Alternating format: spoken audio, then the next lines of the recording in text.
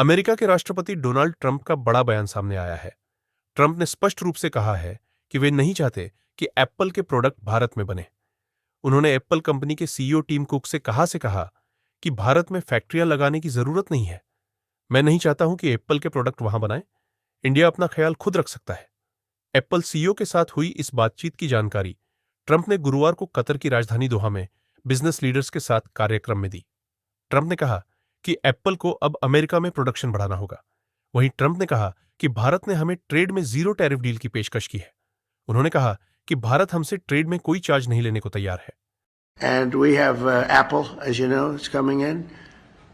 And I had a little problem with Tim Cook yesterday. I said to him, Tim, you're my friend. I treated you very good. You're coming in with $500 billion, but now I hear you're building all over India. I don't want you building in India. You can build in India if you want to take care of India, because India is the highest, one of the highest tariff nations in the world. It's very hard to sell into India.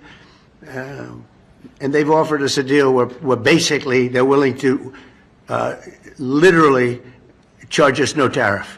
So we go from the highest tariff, you couldn't do business in India.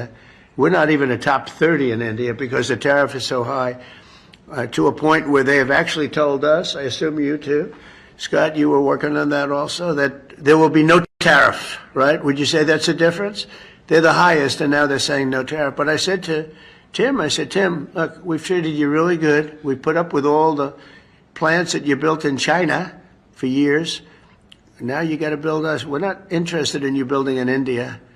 India can take care of themselves. They're doing very well.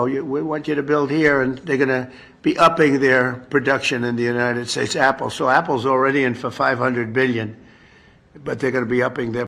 Trump का यह बयान ऐसे समय पर आया है जब Apple समेत कई बड़ी अमेरिकी कंपनियां भारत में अपने मैन्युफैक्चरिंग प्लांट्स स्थापित कर रही हैं। भारत को चीन के विकल्प के तौर पर देखा जा रहा है और कई टेक कंपनियों ने भारत में निवेश बढ़ाना भी शुरू कर दिया है।